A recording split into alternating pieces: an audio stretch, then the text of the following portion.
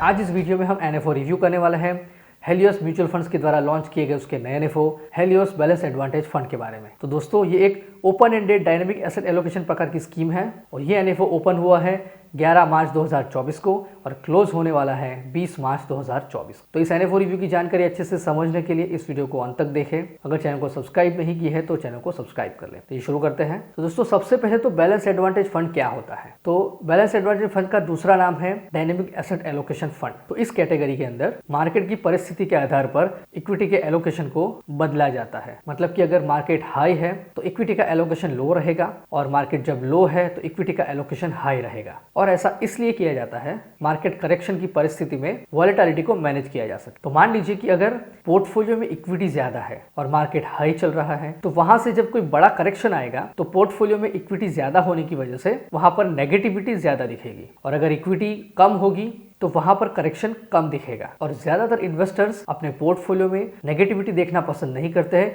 या तो फिर बहुत कम नेगेटिविटी एक्सपेक्ट करता है। तो ऐसे प्रकार के इन्वेस्टर के लिए ये स्कीम सूटेबल है। हालांकि मार्केट करेक्शन अच्छी वेल्थ जनरेशन के लिए बहुत ही जरूरी है। तो इस एनएफओ का बेंचमार्क है क्रिसिल हाइब्रिड 50+50 मॉडरेट। इस इंडेक्स के दो हिस्से हैं। पहला हिस्सा है S&P BSE 200, इसका हिस्सा है 50%। मतलब कि यहाँ पर S&P BSE में लिस्टेड टॉप के 200 स्टॉक्स में इन्वेस्टमेंट होता है, यानी कि ये इक्विटी का हिस्सा है। और दूसरा है क्रिसिल कंपोजिट बॉन्ड इंडेक्स, इसका हिस्सा है 50% और इसके अंदर government securities and AAA, AA+ और AA रेटेड कंपोजिट बॉन्ड में इन्वेस्टमेंट होता है। मतलब कि यहाँ पर इक्विटी और डेट दोनों का हिस्सा 50-50% है। तो अब बात करेंगे इस एनएफओ के एसेट एलोकेशन की। तो यहाँ पर 0 से लेके 100% तक इन्वेस्टमेंट हो सकता है इक्विटी और इक्विटी इंस्ट्रूमेंट्स में और 0 से लेके 100% तक इन्वेस्टमेंट हो सकता है debt and money market instruments में। इसका मतलब यह है कि यहाँ पर मार्केट की परिस्थिति के आधार पर इक्विटी और डेट के एसेट एलोकेशन में बदलाव किए जाएंगे, जिससे पोर्टफोलियो में वॉलेटिलिटी को मैनेज किया जा सकता है। तो जब मार्केट हाई होगा